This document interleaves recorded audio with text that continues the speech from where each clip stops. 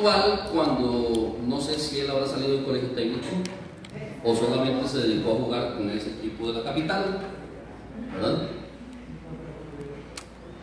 Y obviamente se ponen este tipo de personas a hablar sobre unos proyectos de ley porque sea como sea, son figuras públicas y que han tenido cierto peso en la sociedad. Y esa es una estrategia que es más conocida, ¿verdad?, por todos nosotros.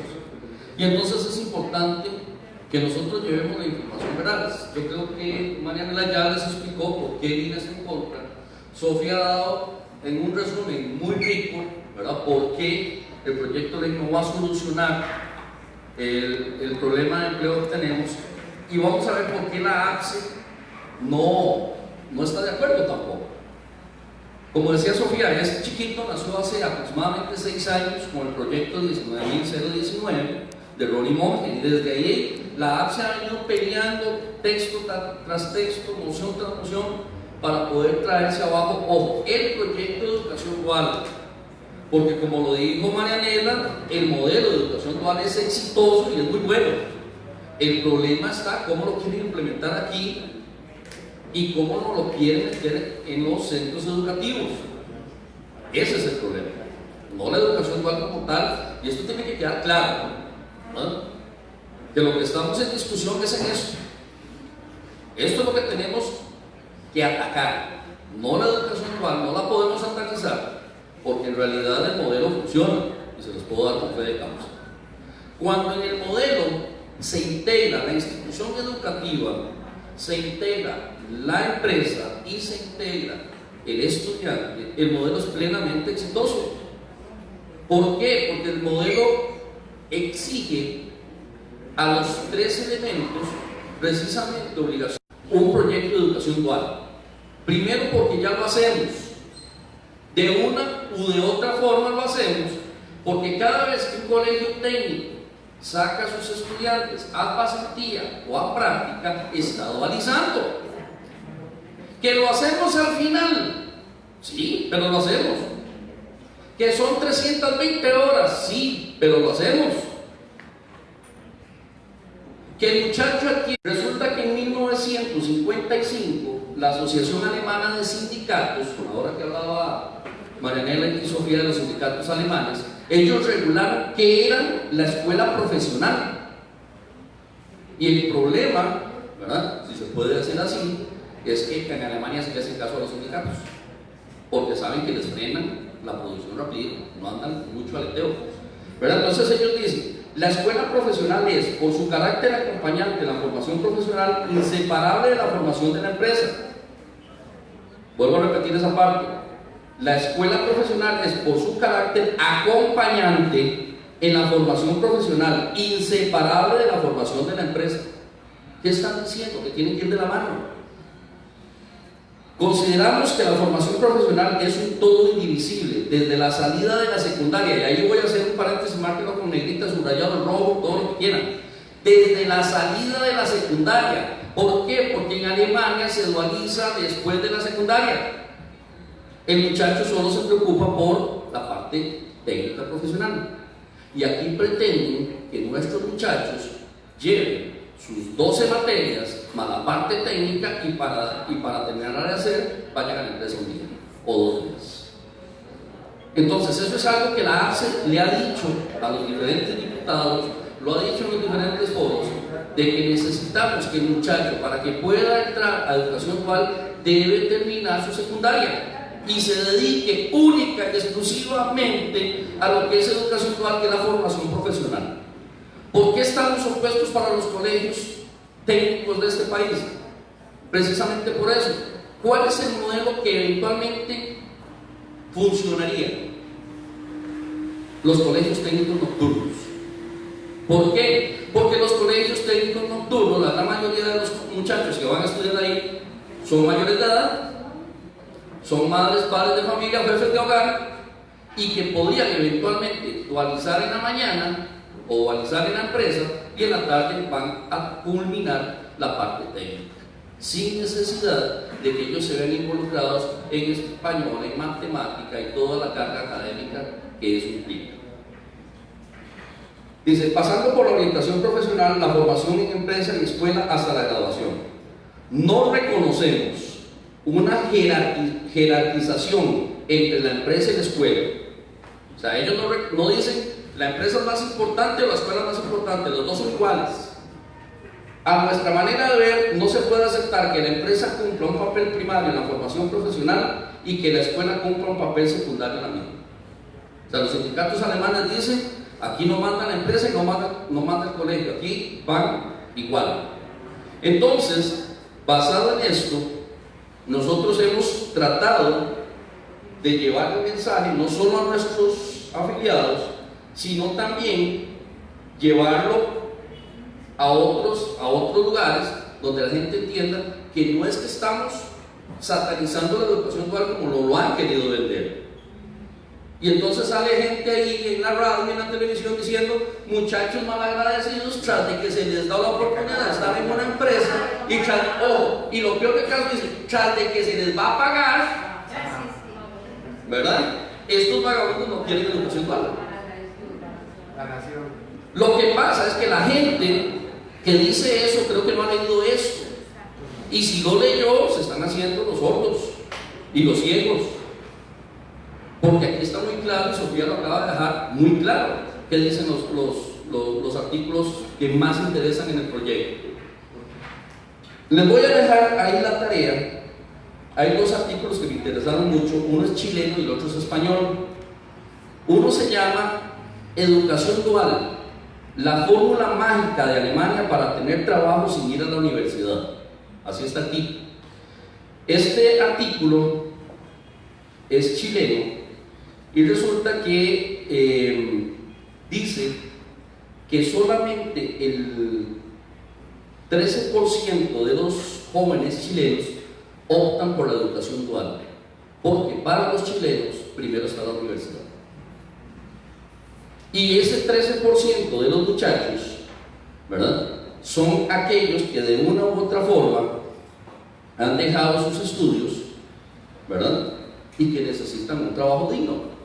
Entonces se puede aplicar. Nosotros hemos establecido, o le dijimos a los diputados en su momento, que estábamos opuestos al proyecto, y máximo cuando se decía que eran menores de 15 años.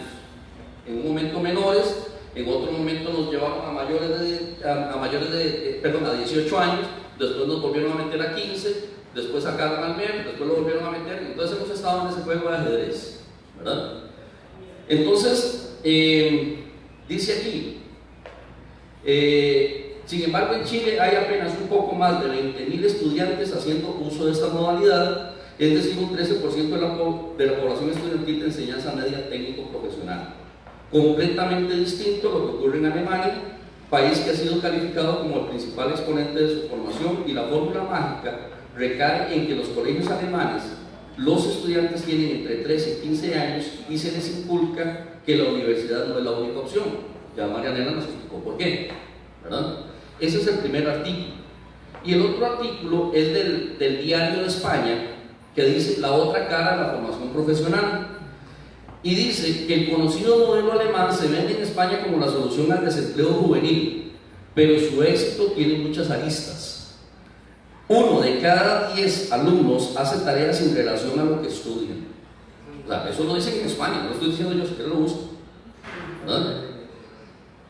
Y dice que el 40% hace horas extras y tienen uno o varios empleos adicionales.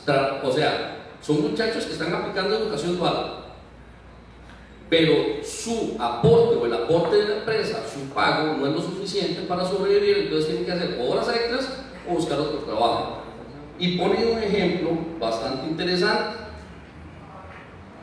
y es que dice, vean lo que dice aquí: hay suficientes ejemplos en la empresa alemana de malas prácticas en las empresas que se aprovechan del medio de los jóvenes en periodo de formación, jornadas entre 12 y 17 horas de trabajo con pocas pausas y en ocasiones sin comer ni beber, ¿verdad?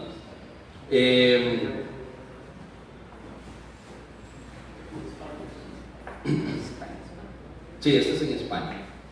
Después dice, en uno de los dos artículos, que por ejemplo a los muchachos cuando están en educación dual se les paga entre 500 y 600 euros por estar en educación dual. Multipliquen eso por 700, algo que debe estar el euro, ¿no? O sea, yo creo que a mí me pagan 700 euros, palabra que debo el colegio también, ¿verdad?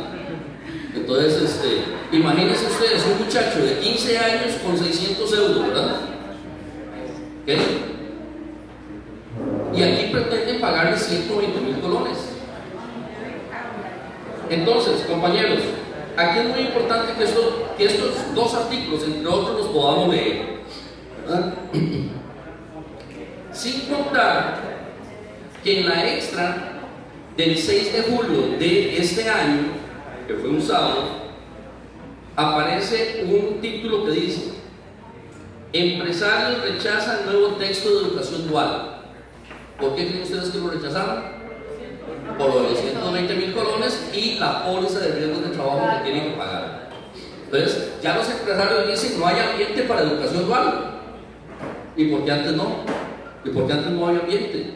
Porque antes sí lo recibían, inclusive nos satanizaron a nosotros los sindicatos diciendo que a todos les decíamos que no, pero ahora ya ellos dicen no, ¿verdad? Ya no les gustó esos 120.000 colones. Pero vamos a hacer la lectura de la parte que nos interesa. Con el bloqueo de los trailers y todo esto de los transportistas, si no me equivoco, me corrige alguien, creo que los empresarios dijeron que habían perdido $10 millones diarios. Sí, ¿verdad? Cortito. Ok. $10 millones diarios. Ok. Quiere decir que si esos bloqueos no hubieran estado, ellos hubieran exportado $10 millones diarios. ¿Qué son 120.000 colones comparados con $10 millones? Porque a mí la matemática no me calza, ¿verdad? O sea, yo creo que sí podrían pagar los 120.000 colones, ¿verdad? Y es más, sí, como dice Marinela, podrían pagar hasta el salario mínimo si quisieran, ¿verdad? Porque están exportando $10 millones, ¿verdad? Entonces, esas cosas son las que no nos calzan. ¿Qué considera la APSE? Lo hemos hablado en el seno de la Comisión de Educación Técnica. Nosotros hemos dicho que esto básicamente es una explotación infantil disfrazada de educación.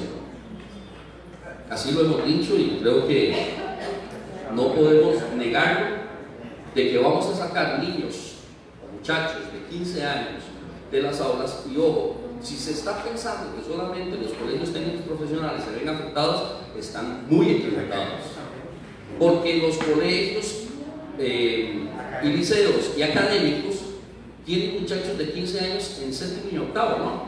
Más con el arrastre. ¿Qué creen ustedes que haría un muchacho que esté en 15 años en octavo y ve que tiene un amiguillo que está dualizando, que va a buscar un trabajillo ahí más o menos, y está en el colegio apenas en octavo y tiene los 15 años? Porque la ley no hace distingo, como me corrige Sofía. La ley no hace distingo, dice 15 años cumplidos, no hace ningún distingo. Nosotros hemos dicho 15 años cumplidos que tenga al menos 3 años de haber abandonado el sistema regular, porque son muchachos que eventualmente no van a volver a nuestro sistema, pero sí necesitan trabajar y tener un trabajo digno. Por eso hicimos esa salvedad. Sin embargo, no aceptaron la moción, ¿verdad?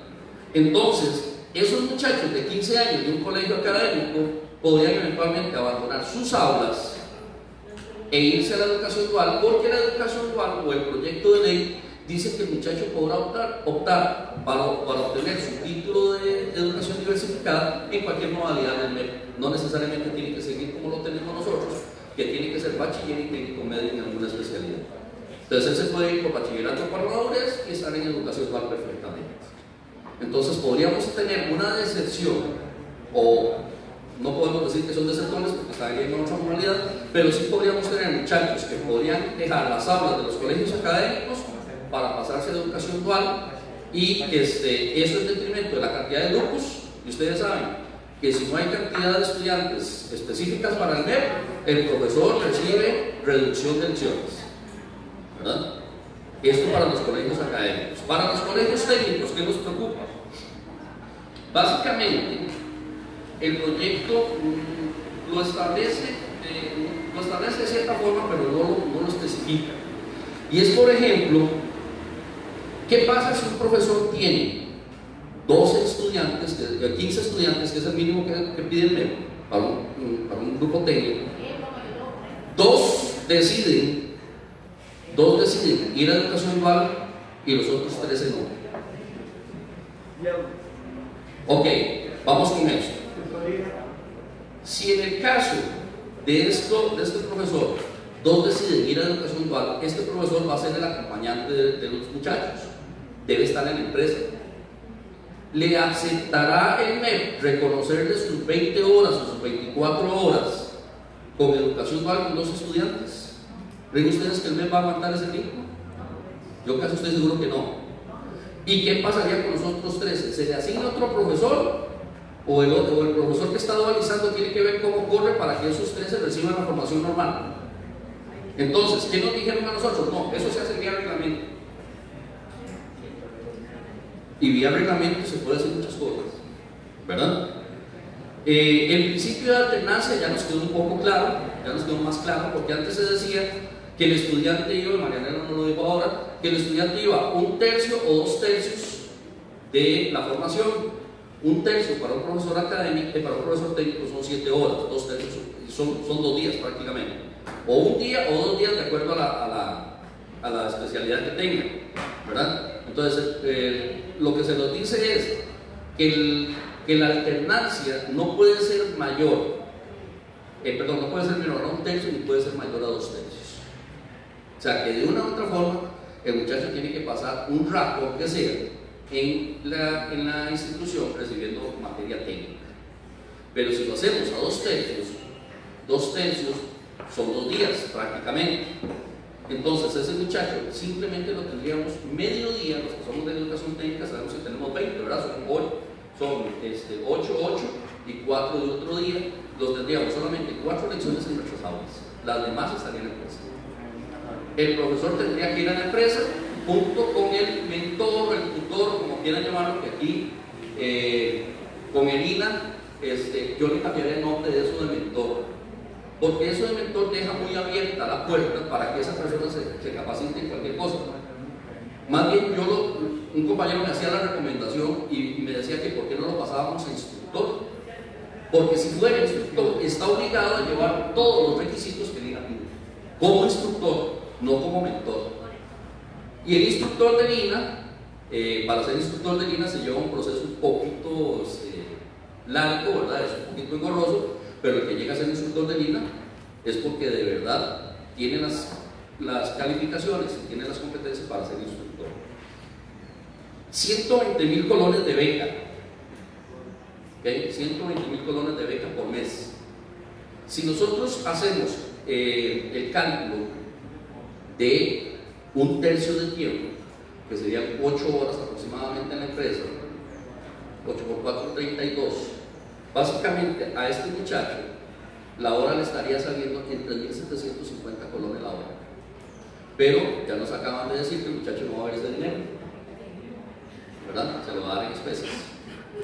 ¿Okay? Pero más o menos, sacando cálculos, eso es lo que ganaría el muchacho. ¿Ganaría en beca o le darían en beca? ¿Verdad? Si fuera monetariamente 3.750 colones la hora, ¿verdad?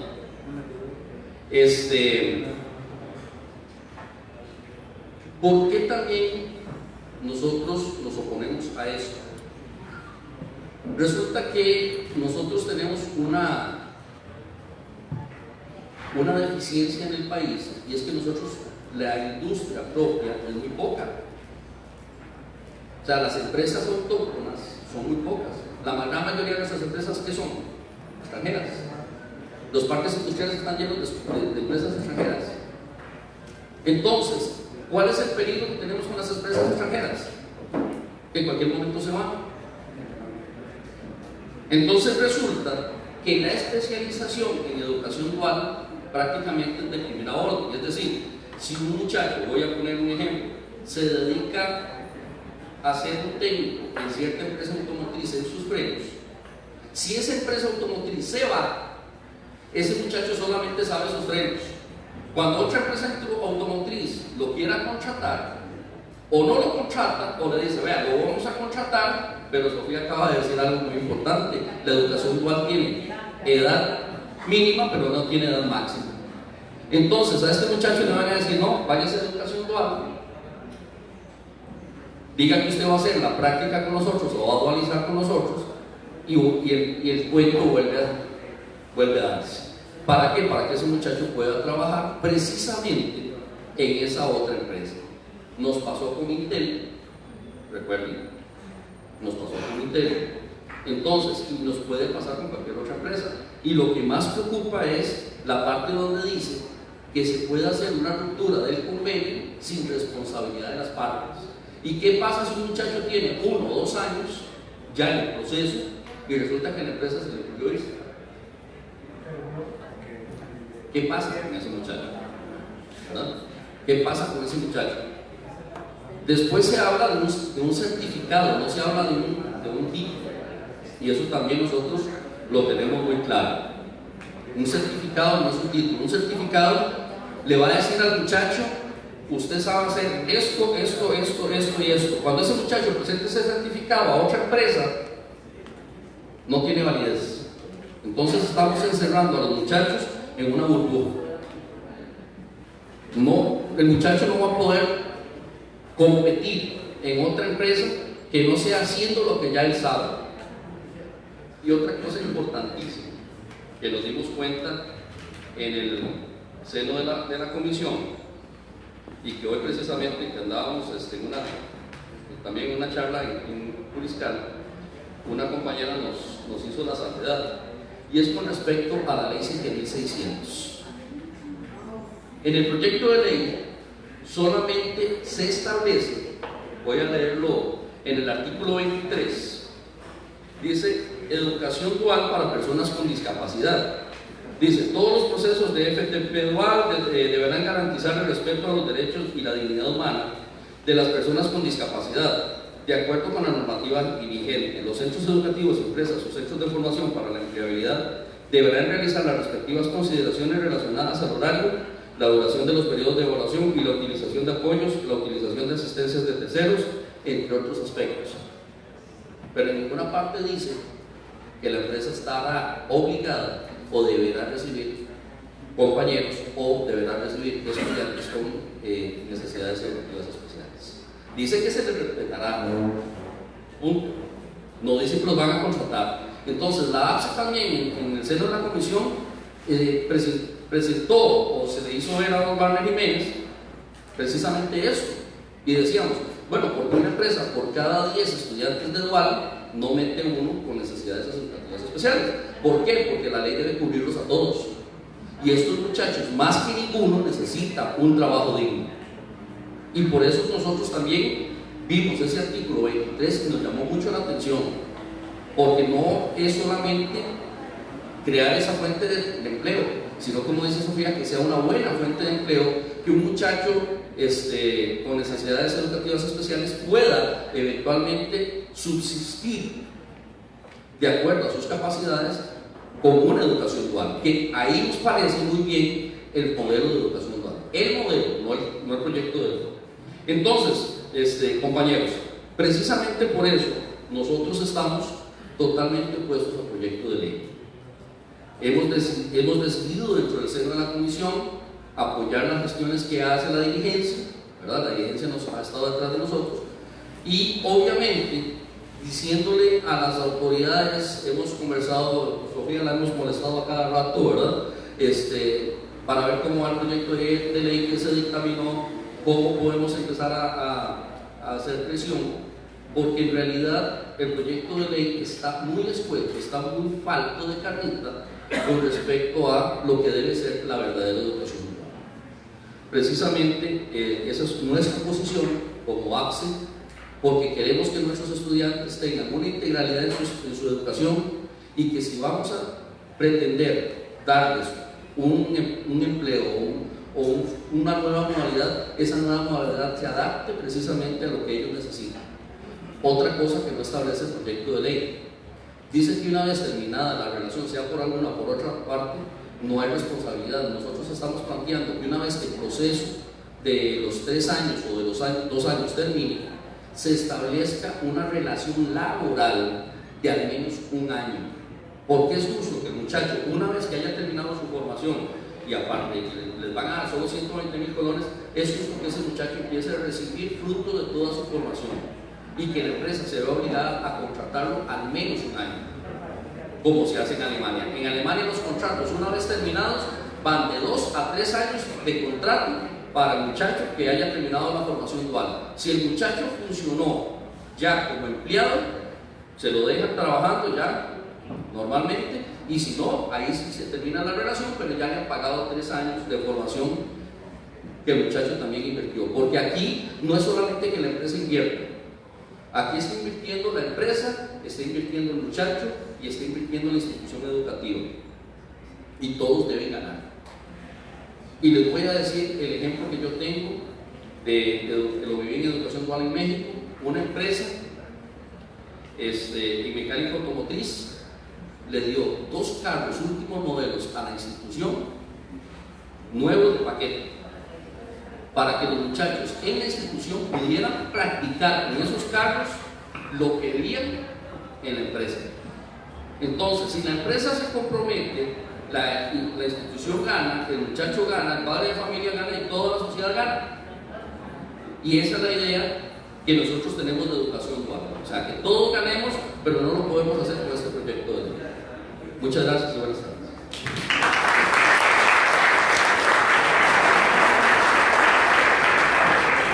Okay. La idea es empezar el día de hoy a hacer un conversatorio entre todas las personas que habían llegado acá. Vamos a hacer una cosa, tenemos una pequeña merienda para cada uno de ustedes. La idea no es ordenar la actividad, entonces vamos a pasar mesa por mesa entregando las meriendas para que ustedes lo pongan ahí. Si alguien quiere tomar café, afuera hay uno, pero les rogamos por favor hacerlo en orden y tratar de no quedarse conversando, porque verdad, cuando conversan por allá se escucha todo de este lado. Entonces vamos a empezar la serie de preguntas. Lo vamos a hacer así. Tratemos de no extendernos mucho en los comentarios, de ser muy concretos en las preguntas. Vamos a pasar el micrófono primero por las personas. Primero cada uno de ustedes va a ir haciendo las preguntas, ellos las van a ir apuntando y vamos a hacer un cierre con las respuestas que ellos tengan. Les digo de una vez, por favor, tratemos de ser lo más concretos posibles a la hora de hacer las preguntas. Empezamos con Estela, pasamos con el compañero, allá hay otra compañera y por atrás también tiene una pregunta. Buenas tardes todavía, creo. Mi pregunta es que no me queda claro, el compañero tocó el tema, pero lo he oído en redes sociales y en periódicos y en noticias, de que de por sí es una elección y que no es obligatorio, pero no me queda claro si es obligatorio del colegio o por cada estudiante. O sea, no me quedó claro eso. Y la otra, de la 6868, de la 4903 y la de Pony Monje, la 20.786, ¿cómo fue evolucionando y a quién le consultaron? Le preguntaron a APSE, obviamente a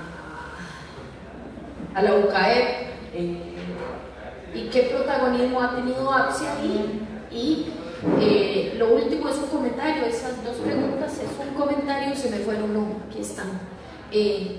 Yo siempre lo he dicho y lo digo en redes sociales, ningún cambio social importante se da si no están inmiscuidos totalmente los estudiantes de secundaria. Así que, adelante, muchas sabemos lo que les ha costado y cómo se los han comido. Muchas gracias.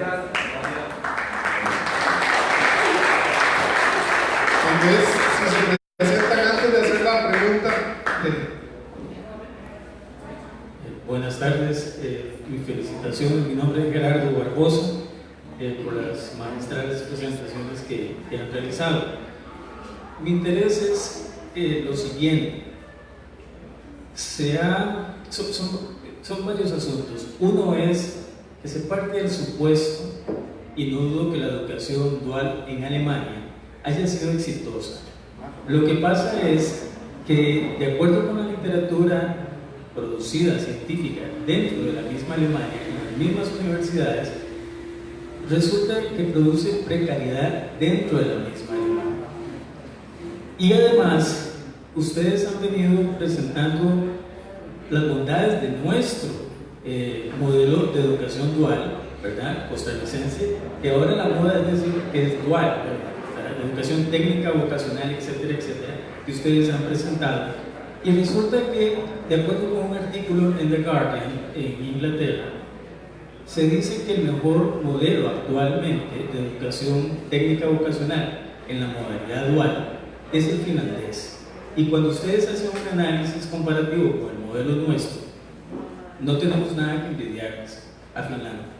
Entonces, la discusión se ha como polarizado mucho hacia Alemania, pero la pregunta es: ¿dónde está el análisis comparativo de los distintos modelos de educación técnica vocacional en el planeta? No solamente esa.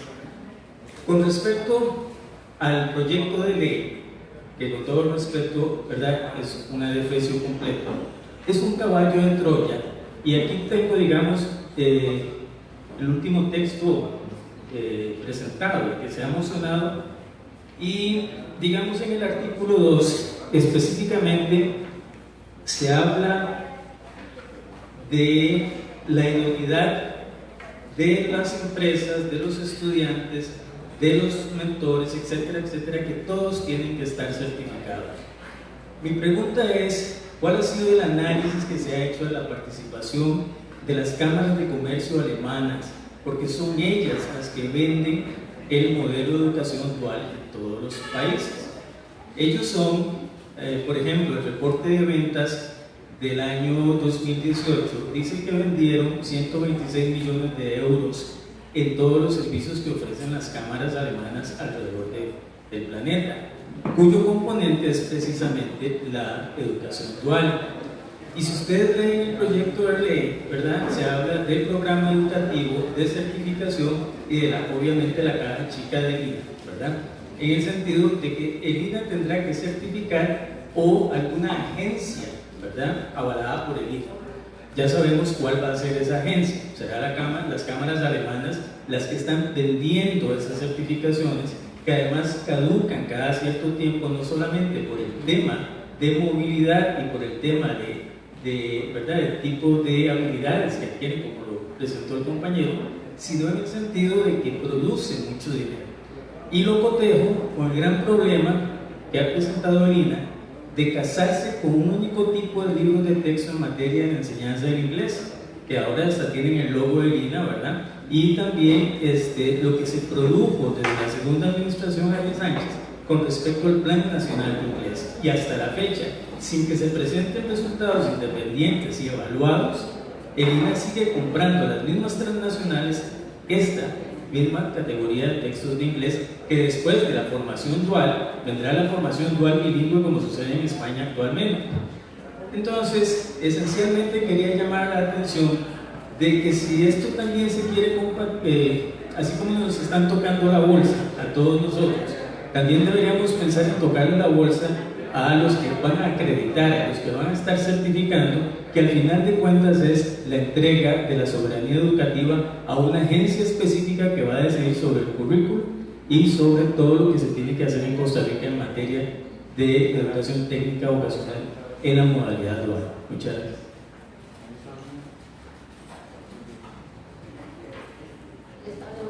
Buenas tardes, mi nombre es Lucía Hernández Mendoza, del Colegio CTP Roberto Gamboa Valverde, ubicado en San Rafael, abajo de Desamparados.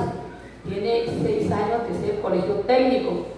Lo que yo sí estaba observando es que hay una contradicción entre la educación dual, ya que si yo tuviese un hijo y lo tengo que sacar del colegio para mandarlo a trabajar, resulta y sucede que el PANI me va a caer y va a decir: señora, no puede mandar a su hijo a trabajar, es una explotación. Pero ¿cómo el gobierno sí los va a sacar de las aulas y los va a mandar a trabajar? Eso es ilógico.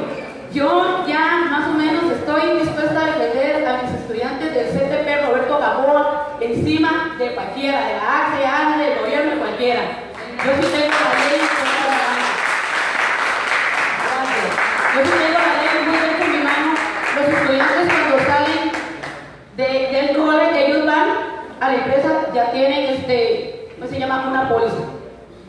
servicio comunal tienen una póliza. O sea, ellos no pueden ir a una empresa sin una póliza. ¿Estamos de acuerdo?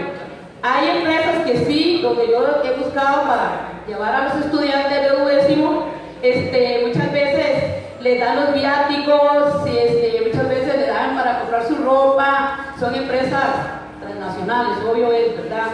Entonces, yo digo, ¿hasta qué punto es buena la educación dual? Yo no veo un chiquito de esos que yo tengo de séptimo yendo a trabajar a una empresa cuando ni siquiera puede entregarme un trabajo a tiempo. No puede llegar a tiempo a mi clase, que es a las 7 de la mañana, ¿cómo va a llegar a la empresa? Yo siempre le digo al estudiante, Guido, si usted no viene a mis clases a las 7 en punto, usted no puede ir a la empresa. Le dice muchas gracias por su participación. No están todavía disciplinados. Alemania, algunos lugares de Alemania, mucha gente de Alemania es muy disciplinada. Me van a disculpar, ¿verdad? Los países europeos son un poco disciplinados. Aquí son disciplinados, andan sin uniformes, sin medias, hechos un desastre y pretenden ir hacia la empresa. No, por Dios, no es correcto. Entonces, yo no sé qué le pasa al gobierno, no está viendo la clase de muchachos que tenemos. Por Dios, ¿qué les pasa? Ustedes no pueden ir a la empresa. La gente de duodécimo también es muy desordenada, muy disciplinada. Yo los digo, muchachos así no pueden ir a una empresa. Entonces, no nos vayamos a preocupar tanto por la educación dual. Haremos muchos profesores que nos conocemos la ley y no vamos a permitirle al gobierno que agarre a nuestros estudiantes para explotarlos laboralmente. ¿De acuerdo?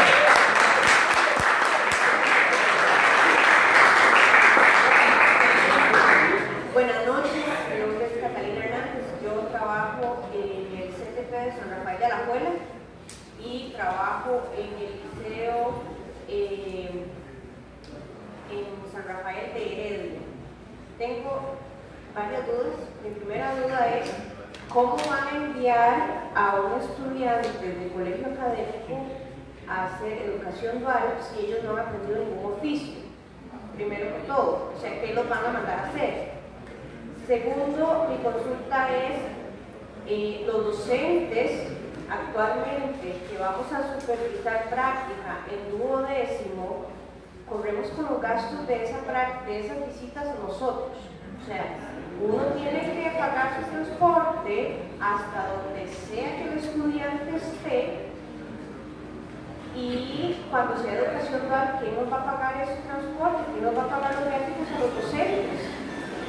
Y mi otra duda es porque en el colegio se maneja la información, nos metieron la idea de la educación dual de que más bien nuestras lecciones iban a aumentar, porque la mitad de usted va a tener, por decirlo así, dos grupos, porque la mitad del grupo va a estar en la empresa y usted tiene la otra, y después la otra mitad se va para la empresa y usted los atiende.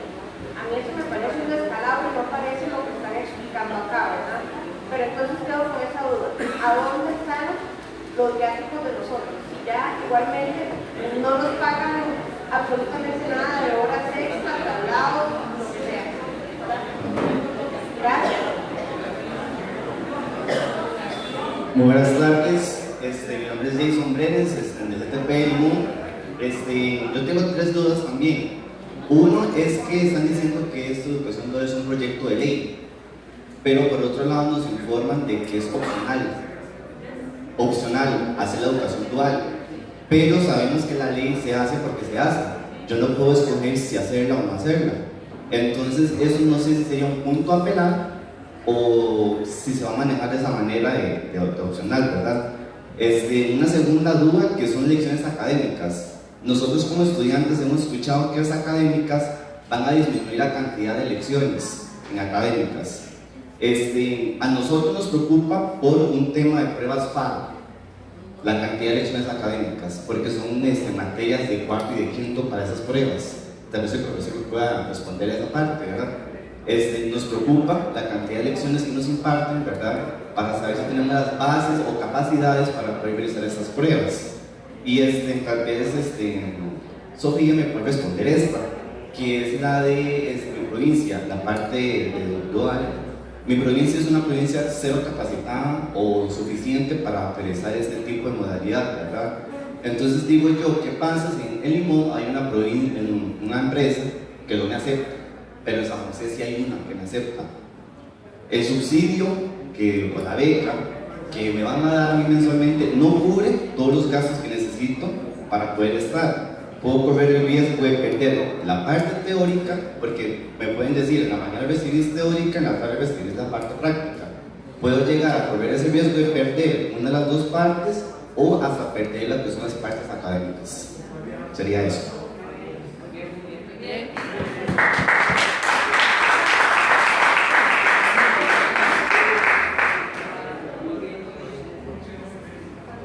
Buenas tardes. Tengo dos consultas. Mi nombre es Alejandra Sandoval, soy docente de educación especial, trabajo en un servicio de apoyo y retardo mental, en un servicio de inclusión y en una escuela regular. Me preocupan dos cosas. Voy a hacer la primera consulta como docente y la segunda como madre de familia. Como docente me preocupa, en términos ticos, me paró el pelo la inserción laboral en cuanto a la población con la que yo trabajo, las personas con discapacidad, que es el sector más vulnerable, más golpeado de nuestra sociedad. El perfil de nuestros estudiantes casi que nunca calza en un perfil laboral de las empresas, ¿verdad? Entonces, si con lo que tenemos ahorita, con la ley a nivel de discapacidad hay mucha legislación, pero el sector empresarial siempre cierra las puertas a nuestra población. Ahora con esto, ¿de qué va a pasar, verdad? Me preocupa también el famoso mentor, o sea, ¿cuál persona capacitada para atender las necesidades de estas personas está? Porque no es cualquier mentor. ¿Cuál empresa va a contratar personal calificado para atender a esta población? Y la segunda pregunta, en el caso de, tengo una hija, que está estudiando diseño gráfico, está en 4º año, ¿qué pasa de aprobarse el programa de educación dual? ¿Qué pasa con el derecho adquirido de esta generación que ya entró con el programa de estudio? Muchas gracias. Sí. James Cordero Carazo, yo fui estudiante del colegio vocacional Monseñor Sanabria hace unos años. Bueno, se han mencionado muchas razones por las que este proyecto no va, y bueno, quiero dejar claro o hacer énfasis en eso: este proyecto no va. O sea, no es que hay que ir a negociar ni hay que arreglarlo, no va. O sea, el año pasado fuimos a una huelga y nos sentamos a negociar, ¿y qué pasó? Simplemente no va. ¿Sí? Y entonces yo les propongo la siguiente idea: este proyecto no va simplemente porque lo propuso la UCAEP, y yo les pregunto, ¿cuándo la UCAEP ha propuesto algo que sea beneficioso para el país? Nunca, ¿verdad? La ley de contratación administrativa, la ley de la banca privada, la ley de concesión de obra pública, el Convovice, el TLC, el paquetazo. O sea, realmente hay que dar las discusiones porque hay que tener criterios y razones. Pero o sea, está claro que este proyecto es un proyecto de la UCAEP. ¿Por qué creen que todos tienen tantas inquietudes? Porque ellos simplemente lo que quieren es mano de obra esclava infantil.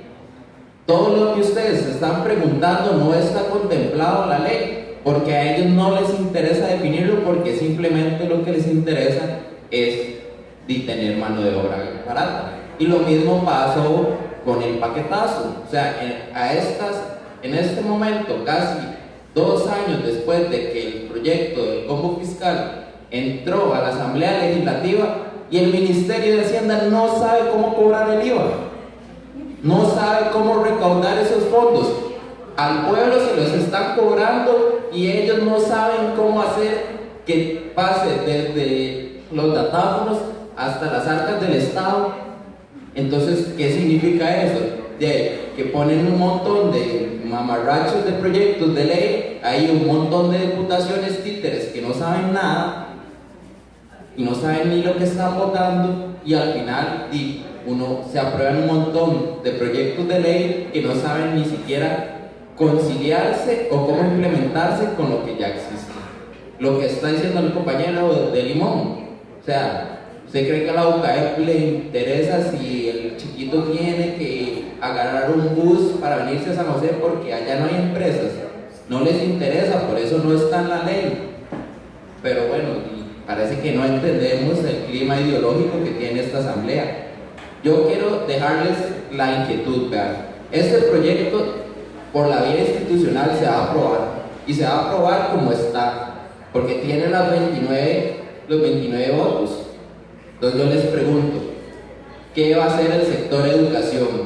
¿Se va a ir a huelga para impedirlo? ¿O va a hacer nada? ¿O va a sentarse en una mesa de diálogo para que les den un plato de babas que al final no van a cumplir? Entonces, ¿qué va a hacer el sector educación? Tanto en el sector magisterial como en el sector estudiantil. ¿Se van a poner de acuerdo para protestar en contra de este proyecto o no lo van a hacer? Esa es la inquietud que yo les dejo planteada, porque que lo van a aprobar, lo van a aprobar. Para eso hicieron el cambio de los 120,000, para legitimarlo en frente de las personas que ven Teletica, porque ya las personas que ven Teletica dicen, no, ya tienen los 120,000, todo bien, pasen eso. Entonces yo les pregunto, ¿qué van a hacer? ¿Van a dejar que lo pasen o van a ir a huelga? Gracias.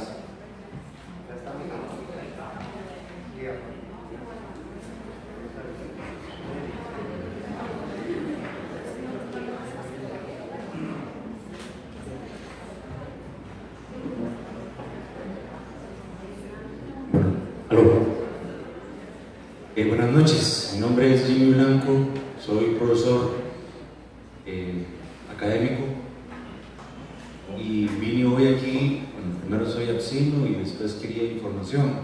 Tengo muchos estudiantes que me preguntan y a veces uno escucha por aquí, escucha por allá y es un teléfono chocho y demás.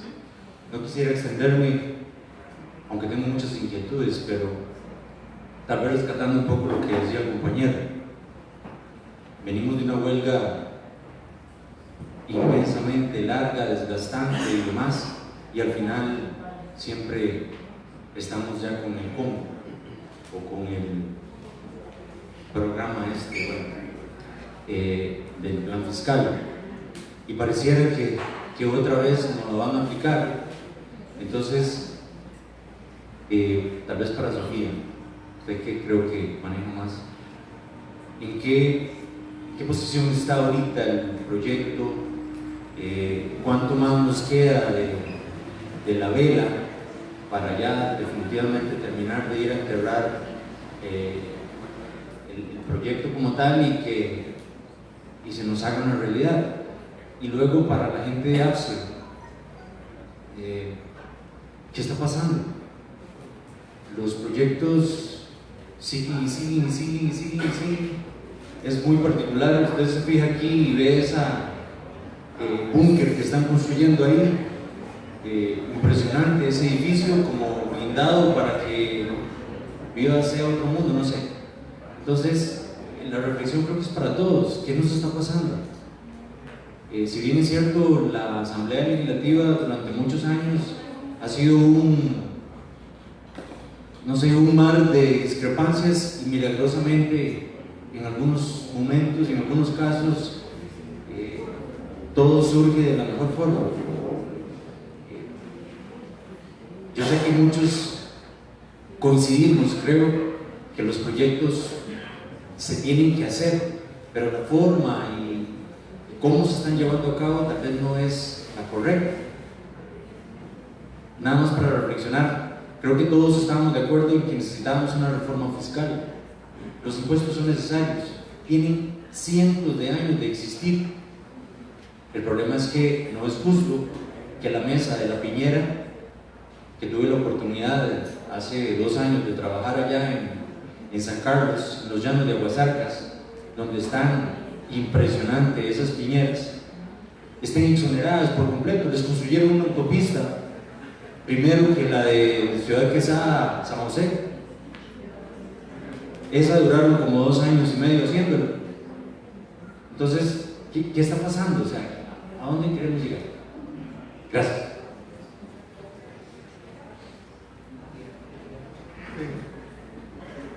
Vamos a cerrar con la intervención del compañero. Antes decirles que la transmisión está en vivo la pueden recomendar, pueden meterse a su informa, pueden compartirla. Tenemos en la página web apse.cr un espacio dedicado solamente a educación dual. Si quieren información, nosotros hemos hecho campañas, hemos hecho información, vamos a subir ¿cómo se llama? Las diapositivas que los compañeros han dado. Van a estar ahí para que ustedes los descarguen, los puedan tener a mano y los puedan compartir con muchísimo gusto. Buenas noches, mi nombre es Gabriel Hernández Parajeles, trabajo en el Colegio Experimental Bilingüe de Siquirres y en el Liceo de Innovaciones Educativas de Matina. Viendo un poco y escuchando todo lo que se ha estado conversando el día de hoy, no sé si tal vez parte de la charla que no logré escuchar mencionaba la duda que tengo.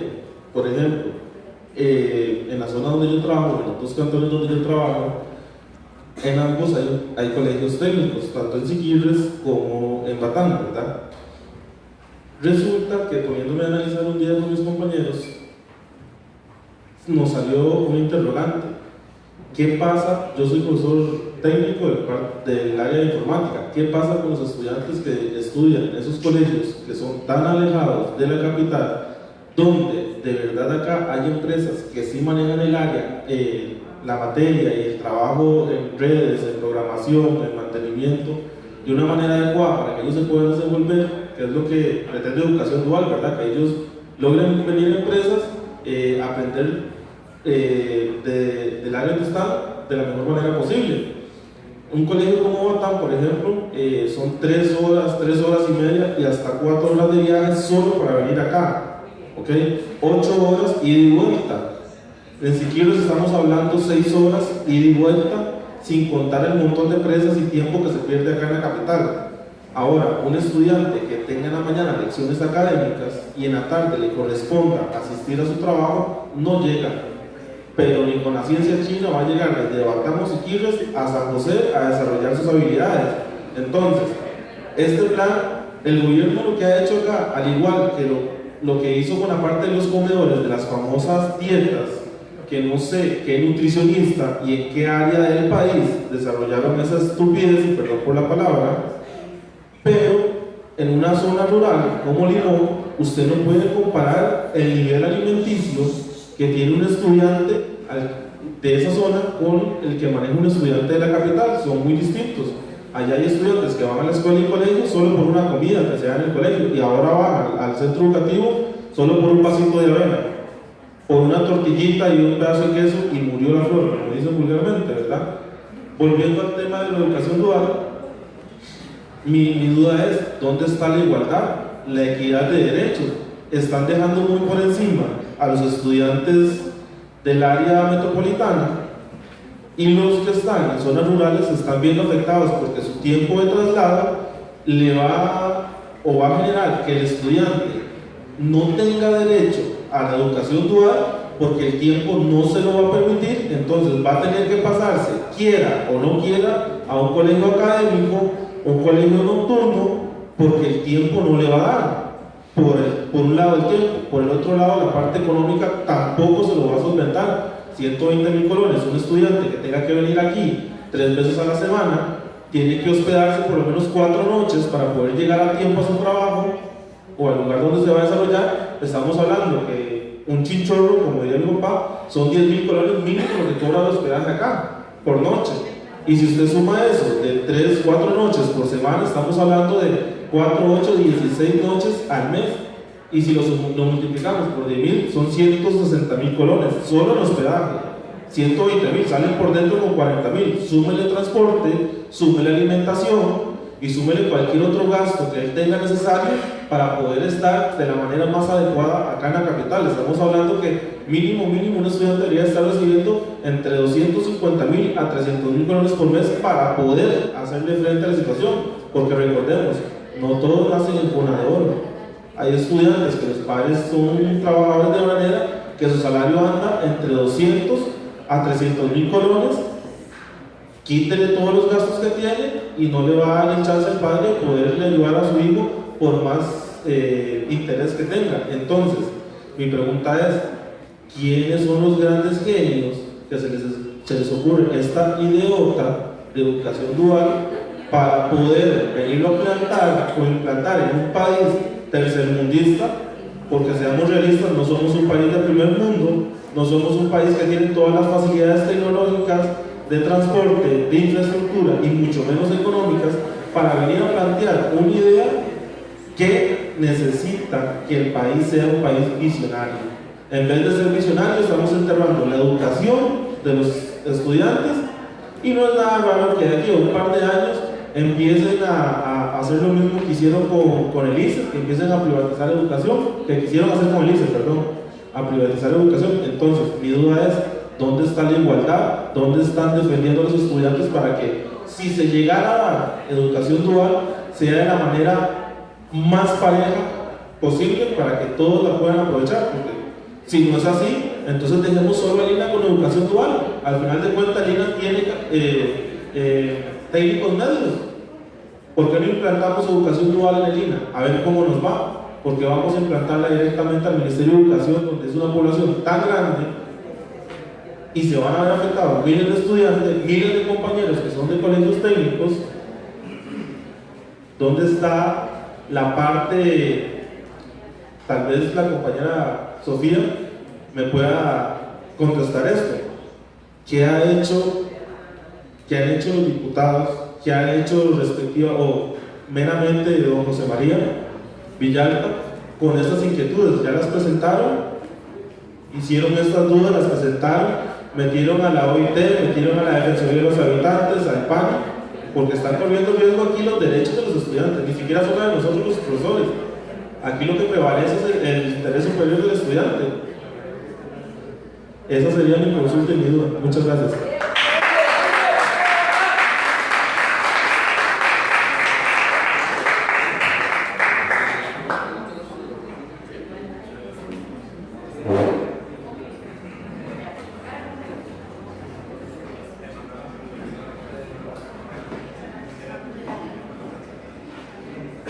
Bueno, son varias las preguntas que hay. Voy a concentrarme en algunas. Sé que el compañero puede responder mucho más a profundidad a otras y Marianela mucho más a profundidad a otras también. Me concentro en algunas. Empiezo de atrás hacia adelante. Sobre la última pregunta de qué ha hecho el despacho de José María Villalta, yo aclaro que yo no trabajo en la Asamblea Legislativa y no represento a ningún despacho, pero sé que el despacho de José María Villalta presentó presentó varias mociones en el primer día 137 y también presentó varias mociones en el segundo día 137. Cualquiera las puede descargar, están en línea en la página web y si ustedes las quieren yo también se las puedo facilitar porque son públicas, pues ya están selladas.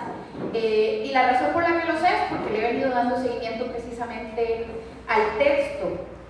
Ahora, su pregunta está muy ligada con la pregunta que hacía el compañero acá, de Limón, y tiene que ver, yo les hablaba en la primera parte de la discusión que les planteé sobre un problema de fondo estructural.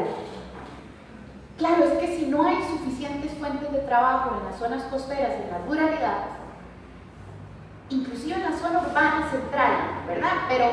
Pero digamos, si hay zonas, porque no vamos a mentirnos, aquí hay zonas que históricamente han sido excluidas de la política pública y están concentradas particularmente en las tres provincias costeras, Limón, Guanacaste y Punta Arenas, y están concentradas en una gran parte de la ruralidad de lo que entendemos como provincias del Valle Central, la zona norte de Alajuela, ¿verdad? No es igual que Barrio Escalante de San José.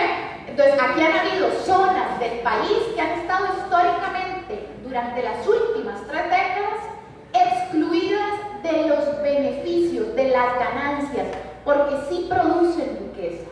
La persona que le trabaja a la bananera produce una riqueza incontable para la bananera, pero está excluida de las ganancias que produce. La bananera no le devuelve lo que realmente está generando en riqueza.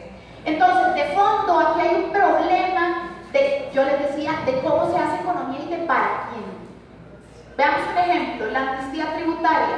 Yo no estoy en contra de la amnistía tributaria para una pulpería. Si la pulpería tiene problemas por estar enfrentando el Goldman, el Estado tiene el deber de velar porque esos micro, pequeños y medianos empresarios y por los productores agropecuarios que están en quiebra por tratados irresponsables, se les faciliten las cosas. Pero en vez de eso, se le entregó una amnistía tributaria a la Standard Fruit Company. Esos son los problemas de fondo. Entonces, claro, ¿qué dice el proyecto de ley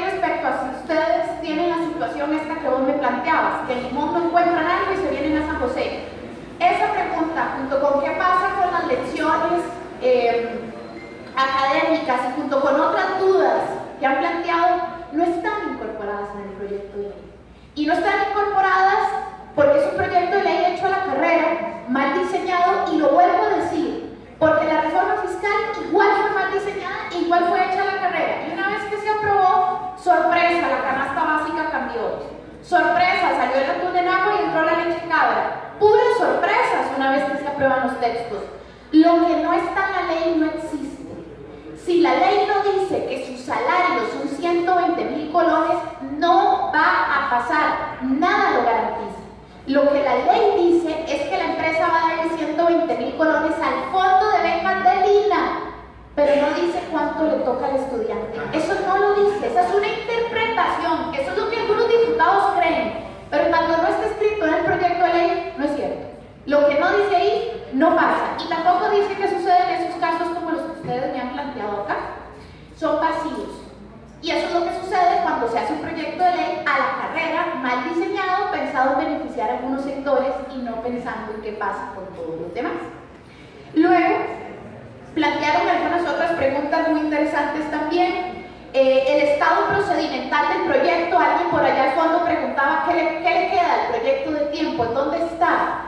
El proyecto de ley, les comentaba yo, ya pasó por las etapas en las que se le podían hacer cambios nuevos, presentar mociones nuevas. Eso se acabó anoche, que fue el segundo día 137. Anoche mismo votaron las mociones, ¿verdad? Que les decía yo, vean que cuando quieren pueden, cuando quieren hacer cosas las hacen. Anoche las presentaron y anoche las votaron. Y ahora lo único que queda, la única posibilidad de cambios finales que quedan es la última recta, la última carta, que es la de las reiteraciones.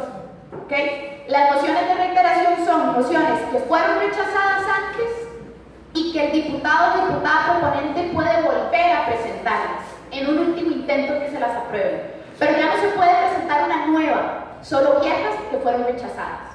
¿Ok? Después de eso pretenden hacerlo el lunes de esta semana que viene. Eso significa que esta semana pretenderían resolver las reiteraciones y después de eso queda el primer y segundo debate y después de eso es ley de la República. Estamos hablando de que le quedan semanas al proyecto de ley y si le ponen motor, como cuando ellos ponen motor cuando desean, entonces pues han de ser días. Ese es el estado procedimental del texto.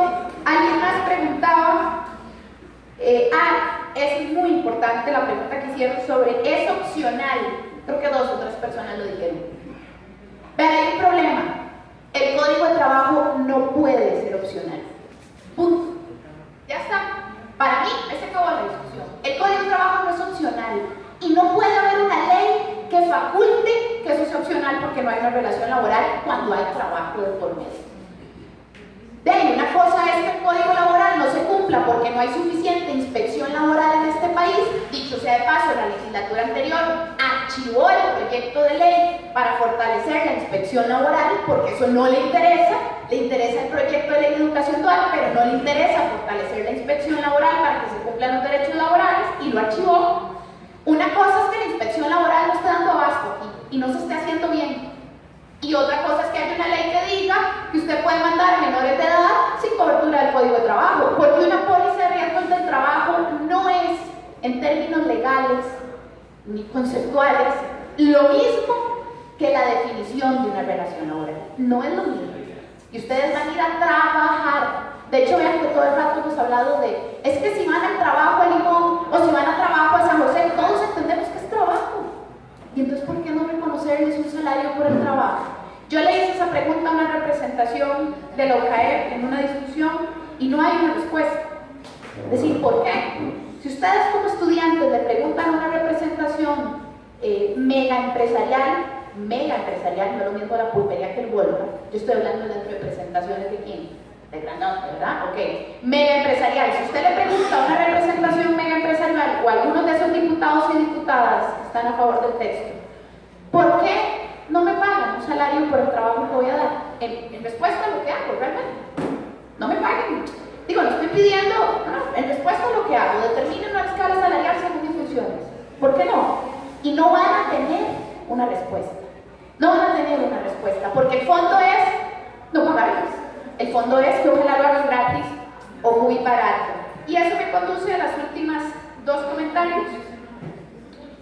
Aparte del argumento de no se preocupen, es opcional, está el argumento de, hey, pero van a ganar experiencia. ¿Experiencia de qué? ¿Experiencia de qué? Es que nadie puede responder la pregunta ¿experiencia de qué? ¿Qué pasa si usted solo encuentra, si solo las empresas asociadas a la producción de banano están interesadas en la educación dual, en limón? ¿Qué pasa si eso es lo que hay? ¿Y qué pasa si usted entra a trabajar en la Standard Fruit Company y lo ponen a, no sé, tapar con una bolsa? Que es un trabajo digno, es una tarea digna, pero que a lo mejor no es lo que a usted le interesa para formarse. No hay ningún reclamo que hacer de parte suya, porque el proyecto de ley no dice experiencia de qué. Lo que lo pongan a hacer, ¿no le gusta? Adiós. Eso es el proyecto de ley. Y yo sí quiero cerrar. Bueno, la pregunta de quién le paga los viáticos a los docentes, eso tampoco está claro en el proyecto de ley. La pregunta de qué pasa con quien ya está en un programa técnico, eso tampoco queda claro en el proyecto de ley, porque además sucede una cosa, van a empezar a competir. ¿Quién estaba en un colegio técnico? Alguien por ahí dijo que había estado en un colegio técnico, ¿sí? ¿Ok? Bueno, él va a entrar a competir al mercado con el muchacho o muchacha de dólar. Eso es lo que le va a pasar. ¿Ok? Y eso es bien jodido, porque va a tener que empezar a aceptar cada vez condiciones peores para intentar igualar estas. Es precarización laboral. Y cierro diciendo esto: la reactivación económica y la generación de empleo no pasa por precarizar y explotar a las personas trabajadoras. Por ahí no pasa la reactivación económica y la generación de trabajo. Ocupamos más y mejor trabajo. Claro, a la empresa pequeña tiene que irle mejor para que pueda contratar en mejores condiciones.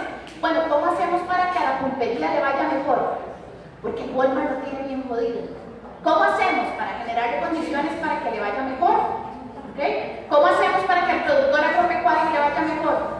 Y a los muchachos y muchachas de las zonas de la ruralidad les parezca interesante, les parezca útil, les parezca beneficioso seguir participando en ciertos procesos productivos. ¿Cómo hacemos?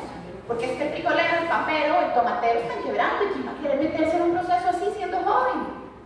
Hay un montón de dinámicas que hay que cambiar, pero nunca pasa por hacer opcional el código de trabajo. Por ahí no pasa la reactivación económica. Muchas gracias. Yo cierro acá para darle paso al compañero y a la compañera.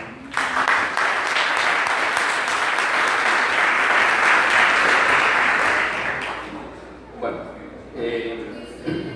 todas las preguntas muy interesantes y los puntos de vista pues, muy respetables. Tenemos que aclarar una situación.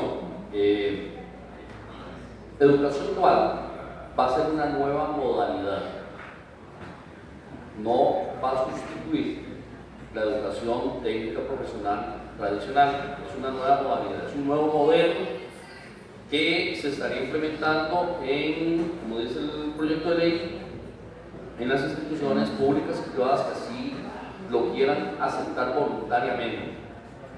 El problema de nosotros como funcionarios del MEP, que ya lo vivimos con educación basada en normas de competencia, es que empezamos voluntariamente y al final fuimos obligados, ¿verdad? Ese es el problema. Porque si ustedes me dicen a mí que bajo este proyecto de ley yo como profesor aceptaría ir a educación dual, le voy a decir que no, ¿verdad? Pero cuando un asesor te dice a vos, es lo que tenemos y si no te gusta, andate a buscar trabajo a otro lado, escucha, ya el asunto cambia, ¿verdad? Porque así fue con educación basada en normas de competencia, que los que somos de colegios técnicos, voy a hacer una pregunta, ¿quiénes son de colegios técnicos? Levanten una mano por ahí. Pregunta, compañeros de colegios técnicos, de CTPs, ¿para qué ha servido el portafolio de evidencias? ¿Es un campo de reciclaje o no? Y a veces nos salva la tanda porque se nos perdió una nota y ahí está, ¿verdad? A veces se usan patandas porque se nos perdió una notilla por ahí y ahí estaba. ¿Okay? ¿Cómo nos metieron la idea del portafolio de evidencias? con que el empresario iba a pedirle al muchacho el portafolio de evidencias para ver las competencias que tenía o no. ¿Cuántos empresarios han pedido el portafolio de evidencias? Ninguno. Por lo menos yo tengo 12 años de estar aplicando una nota de competencia, buena teoría, ¿verdad? Como dice aquí el modelo, pero nunca me han pedido un portafolio de evidencias. Yo no sé, Melina, cómo trabajará el portafolio de evidencias, porque ellos sí también trabajan en normas de competencia, pero que quede claro que es una nueva modalidad, ¿verdad? No va a sustituir la educación técnica profesional normal. Que dicha que el compañero conoce el modelo finlandés, porque sí, de verdad es el mejor modelo de educación dual existente en el mundo. Es tan excelente que los finlandeses no quieren soltar información sobre cómo lo están aplicando. Con eso les digo, ni los alemanes saben cómo se aplica educación dual en Finlandia. Y hemos tratado de meternos para ver, no tienen información de nada, ¿verdad? O sea, es muy escueta, o sea, como para hacer una comparación entre el alemán, los finlandeses y los costarricenses, no nos da, porque los finlandeses eso sí lo tienen muy, casi que top secret, ¿verdad? Pero sí sabemos que es el mejor, ¿verdad? ¿Por qué con el modelo alemán? Porque es el papá del chiquito, ¿verdad? Alemania es el papá del chiquito, ahí fue donde nació la educación dual. Si bien es cierto, se normó en el siglo XIX, ellos desde el siglo XVI vienen aplicando educación dual un poco informal, pero lo aplicaban a partir del siglo XVI. Entonces, precisamente por eso hablamos del modelo alemán, porque prácticamente quienes han venido aquí a meter toda la comercialización han sido los alemanes, y también tengo que ser claro, ¿verdad?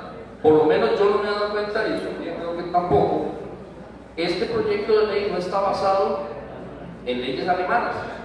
Ojalá, si este proyecto de ley está basado en el modelo alemán o en leyes alemanas, tenga la plena seguridad que aquí estaría establecido hasta el salario que se le va a dar al muchacho, pero no lo está. Este es un modelo tico, ¿verdad? Entonces tenemos que ser claros en esto. Las certificaciones y la caducidad de las mismas.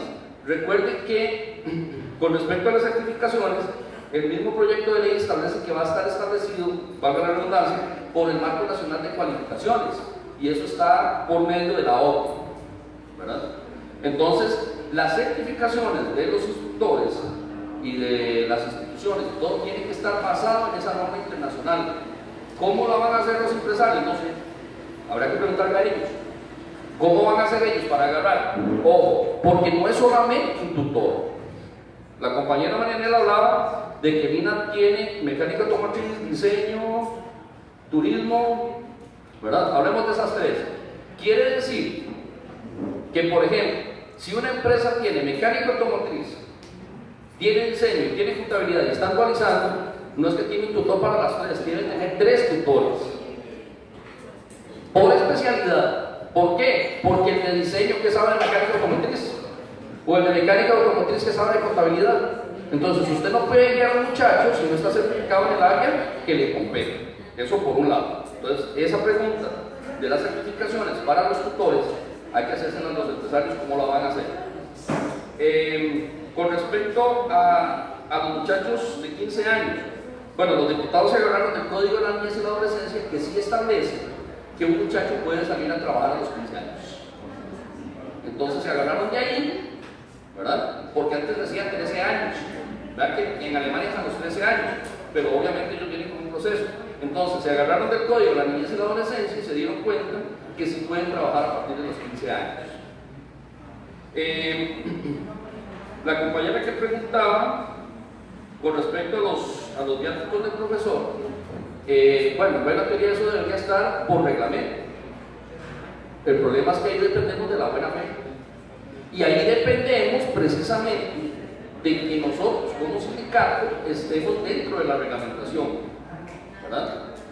O sea, por lo menos sí deberíamos, a la hora de hacer el reglamento, tener una representación sindical que establezca todos esos puntos. Y es bueno que nos lo recuerden, porque precisamente son puntos de suma importancia. ¿Okay? Y les hago la salvedad de que este año se termina el plan piloto del MEP. El MEP tiene un plan piloto de educación dual que está en 4 colegios. Y hasta este año se gradúan los primeros muchachos de ese plan piloto. A estas alturas no se tienen resultados de ese plan piloto. No sabemos si les fue bien, si les fue mal. Tenemos ahí algún correo de las brujas de ciertos colegios que no les fue tan bien, pero no podemos verificarlo.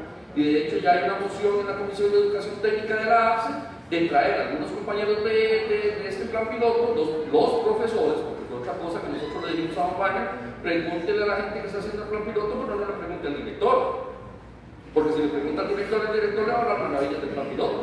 No, llame a los que están tirando piedras allá afuera. Entonces, hay una moción presentada en el seno de comisión donde queremos llamar a uno o dos profesores de este plan piloto que nos comenten su experiencia y que ellos nos digan qué bueno y qué malo vieron en el plan piloto de educación dual del medio, ¿verdad? Entonces esto es muy importante también que ustedes lo sepan. Como decía el compañero, la ley es voluntaria y si se pierden lecciones académicas, no se pierden lecciones académicas. La educación dual se va a aplicar solamente en el área técnica. ¿Okay? Entonces la parte académica no se va a tocar para absolutamente nada en la parte de que usted vaya a la empresa, pero hay una salvedad: tienen que estar alineados los planetas. ¿Qué tiene que estar alineado? Sí, tienen que estar alineados los planetas. ¿Por qué? Los que trabajamos en colegios técnicos, a veces nuestros directores tienen, tal vez de buena fe o no sé, nos hacen un picadillo con las horas técnicas, ¿cierto? Entonces tenemos 2 horas técnicas aquí, siguen 3 de matemática, después otras 2 y después 2 de inglés. Así no se puede hacer educación dual. ¿Estamos? El compañero nos preguntaba aquí que si él se tenía que desplazar. Bueno, para desplazarte tenés que tener todo el día en el horario de educación técnica. Tenés que tener todo el día de especialidad, si no, ¿cómo vas a hacer para desplazar? No puedes estar ni pagando taxis, ni pagando otros medios de transporte, y mucho menos si vas a venir a San José, que ahorita te explico por qué no vas a venir a San José. La educación dual tiene que quedar clara, y tal vez aquí Marianela tal vez lo pueda confirmar. La educación dual no es para todo el mundo. La educación dual no es para todos los estudiantes, ni para todas las instituciones, ni para todas las zonas geográficas, ni para todas las empresas, ni para todas las especialidades. ¿Quién define si se dualiza o no? Tiene que ser el empresario. Deben hacer de la empresa la necesidad. El colegio no tiene por qué andar ofreciendo educación dual. ¿Okay? Entonces el empresario es el que va a solicitar precisamente, y tal vez con el modelo de Lina creo que va a ser un poco diferente, ahora Mariana no nos lo va a explicar. Es el que va a solicitar qué se va a dualizar y en qué. Pero también al ser voluntario, el muchacho puede decir: yo no voy, yo me quedo en mi institución, llevo mi educación técnica profesional como mis demás compañeros, yo no quiero entrar a educación dual. Y bueno, recuerden que ustedes son menores de edad y que lo representan sus papás, entonces sus papás si no quieren lo firman, y entonces usted no va a hacer educación dual, ¿verdad? Con respecto a los traslados de los estudiantes se hacen dentro de la zona geográfica. O sea, el compañero que es de Limón no se va a venir a trasladar a San José, porque mientras se traslada se baja el bus, se monta en el otro para devolverse a Limón, ¿verdad? Entonces no puede ser fuera de la zona geográfica. Y aquí entra lo que decía el compañero de la desigualdad y lo que decía Sofía de la desigualdad. No es lo mismo, hablando por ejemplo de mi zona, que es Cartago, no es lo mismo hablar de Cartago Centro, del Cantón Central de Cartago, que tiene 2 parques industriales en cuestión de 2 kilómetros uno de otro, a hablar, por ejemplo, de la zona de Turrialba. Obviamente la gente que está en el Cantón Central tiene más oportunidad de dualizar que la gente de Turrialba. ¿Okay? Y si lo hablamos de que es voluntario dentro de la zona geográfica de los colegios técnicos, pues van a haber algunas desventajas y algunas discriminaciones, si se puede decir así. La compañera que hablaba de la ley 7600, o de los muchachos que están con necesidades educativas especiales, tiene usted toda la razón, porque el mentor que reciba a ese muchacho va a tener que capacitarse en educación especial. Y por eso es que las empresas cierran las puertas, porque no les sirve. Entonces no hay una parte solidaria de las empresas con este tipo de población. Y la pregunta que usted hace como madre de familia, su hija está en cuarto año y entró la ley al regir este año, su hija debe continuar con la educación técnica profesional que ella tiene. Ya ella no puede pasarse al lado, porque ya la tiene.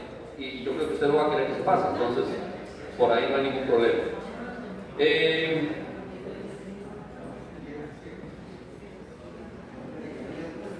Bueno, ya eso lo contesté, que era el horario.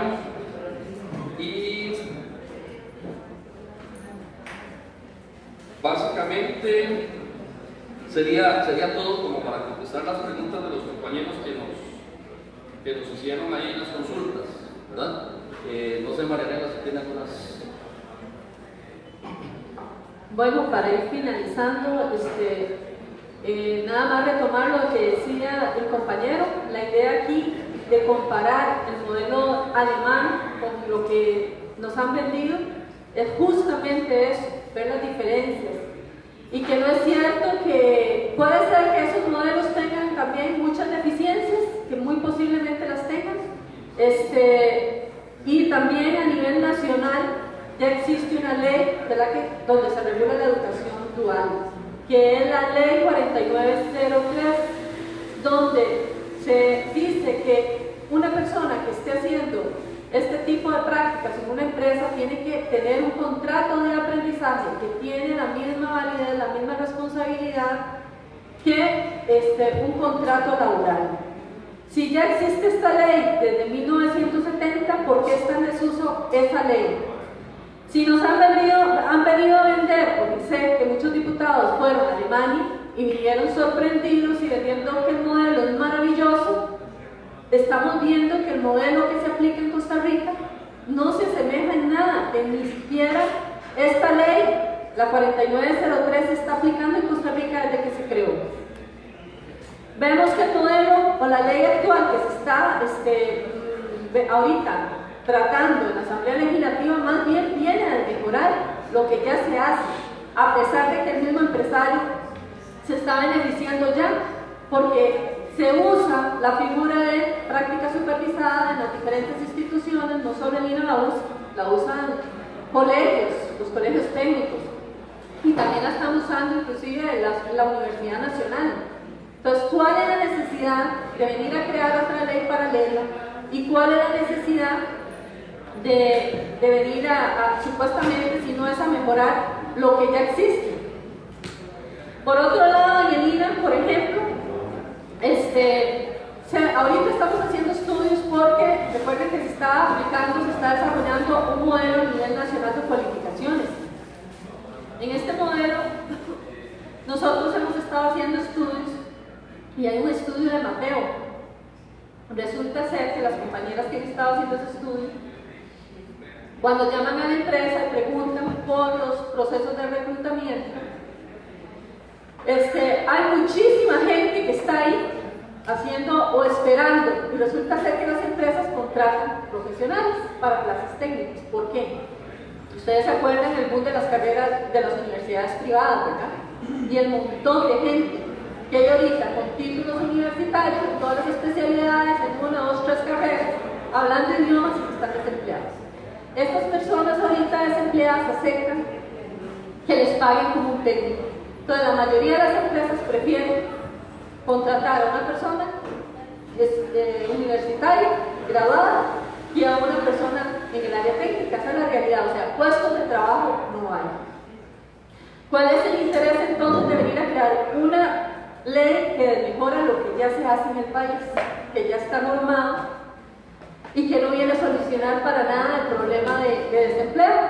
Bueno, lo que nosotros ya sabemos, esto es esclavitud juvenil disfrazada de educación. Vamos a ver, entonces, hay muchos temas, por ejemplo, el monitor. Por ejemplo, ya nosotros vivimos la experiencia en el INA. El monitor, ¿saben en cuánto, según información, lo están capacitando? En 24 horas. En 24 horas. ¿Qué está pasando? Por ejemplo, han habido casos de personas, las empresas a veces contratan de 10 estudiantes, sí, 3 o 7, pero más bien siempre están preguntando cuándo se van a mandar los estudiantes a las prácticas. ¿Por qué? Porque no quieren contratar. Si van a tener mano de obra gratuita, ¿para qué van a contratar nuevos puestos de trabajo? Cuando el muchacho termina la práctica, sencillamente, bye bye. Si se están respetando los derechos laborales, por ejemplo, es lástima que un compañero que estaba aquí, que me acompañó, se fue. Él es docente y lo han obligado a hacer educación dual en los programas que él imparte. Por ejemplo, se dio el caso de una muchacha embarazada que le hacían cargar cosas pesadas. ¿Qué pasa, por ejemplo, si una empresa le dice al muchacho que está haciendo práctica, usted tiene que venir mañana 25 de julio, que es feriado? Le damos libre la otra semana o un domingo, un sábado, y usted tiene que ir. Mentiras que va a trabajar las horas que dice el Código de Trabajo. Recuérdense que el Código de Trabajo para las personas menores de edad es diferente, ¿verdad? Establece horarios para estar en la escuela o colegio y horarios para estar en la empresa. Eso no se va a respetar. Los van a hacer trabajar las horas completas, las 8 horas y si es posible, horas extras. Si les van a decir, mire, vamos a trabajar fines de semana y le damos un día entre semana, porque ese es el horario de la empresa, usted tiene que dar cuál es el horario de la empresa. Son realidades que ya se viven en este país y que se viven en la modalidad global, como se está aplicando ahorita en el INA. Entonces, esta maravilla de proyecto que nos venden no se compara ni se asemeja en nada al modelo alemán, ni viene a mejorar lo que ya se practica en el país. No entiendo por qué hay, o sea, sí sé, ¿verdad? Todos sabemos por qué, pero que no nos siguen viendo a la cara ni mintiendo que esto va a solucionar el problema de desempleo, ni que es una copia fiel del modelo alemán, ni que va a generar puestos de empleo, es una mentira, ¿verdad? Esto es una ley que ya existe y que no se quiere aplicar sencillamente porque el empresario no le interesa cumplir con sus obligaciones, que es por el contrato laboral. ¿Qué nos queda por delante? O sea, nosotros como sindicato hemos hecho todo lo posible en la Asamblea Legislativa, hemos mandado la oposición, hemos hecho también las mociones, las mandamos, pero también pusimos una demanda en el contencioso administrativo porque viene a desviar los fondos del INA. Ya hay 3 votos en la Sala Constitucional que dice que los fondos del INA fueron creados bajo la ley 68-68 para el uso de la formación profesional. A nosotros nos están desviando de nuestra razón de ser y nuestro quehacer, y están desviando fondos para otras cosas y nos están impidiendo cumplir con nuestra misión. Entonces esa demanda está, esperemos que hay que hacer presión, porque ustedes saben que ya como está el país, o sea, los 3 poderes de la República están alineados, como es el presidente de la República, pero hay que hacer mucha presión. ¿Qué pienso y qué estamos haciendo nosotros como sindicato? Hay que llamar a la unidad.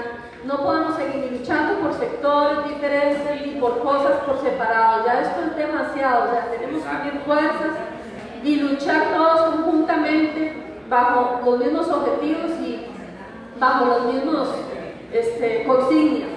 Nosotros estamos ahorita trabajando un proyecto a nivel nacional, que es un proyecto o un movimiento civil, llamando a la unidad civil. Estamos uniendo fuerzas a nivel país, todas las fuerzas sociales, porque ya esto no es de sindicatos, no es de sectores, esto es de país, de personas, de ciudadanos costarricenses.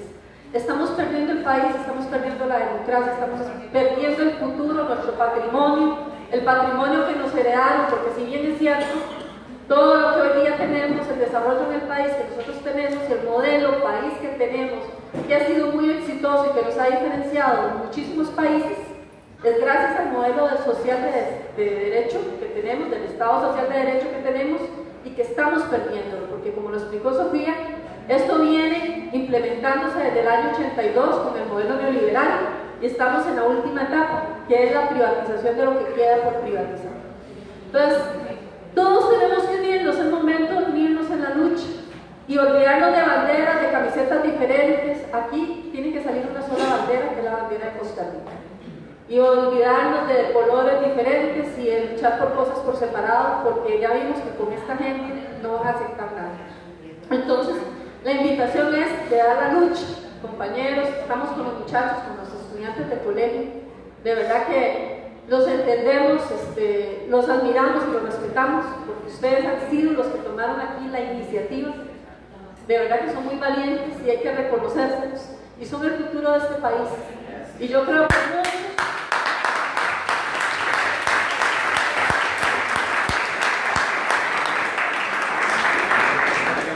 muchos de verdad de los que estamos aquí somos padres de familia. Y nosotros, yo creo que más que nada somos ciudadanos costarricenses, que queremos este país y que queremos un futuro diferente para nuestros hijos. Y de verdad, muchas gracias y unámonos, porque es el momento de defender el país. Y creo que si defendemos el país, de aquí podemos sacar un país mucho mejor, pero depende de todos y de cada uno de nosotros. Gracias.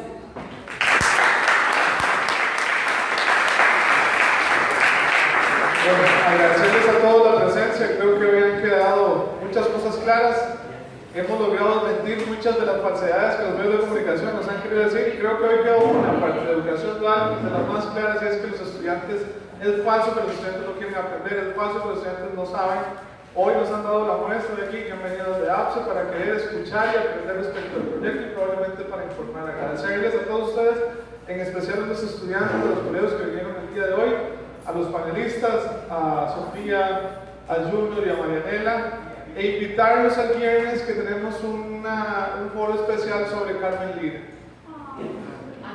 Y vamos a inaugurar, pues vamos a reinaugurar la cátedra Carmen Zulay Mora aquí dentro del APSE. Entonces va a ser una actividad muy bonita.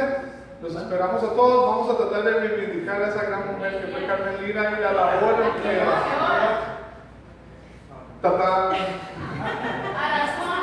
creo que es a ver si se me aclara, ahí está.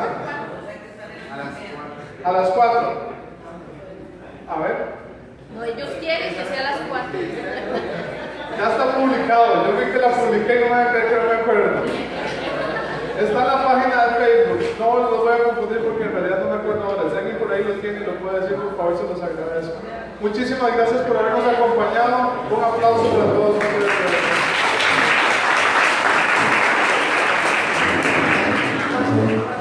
No se me vayan.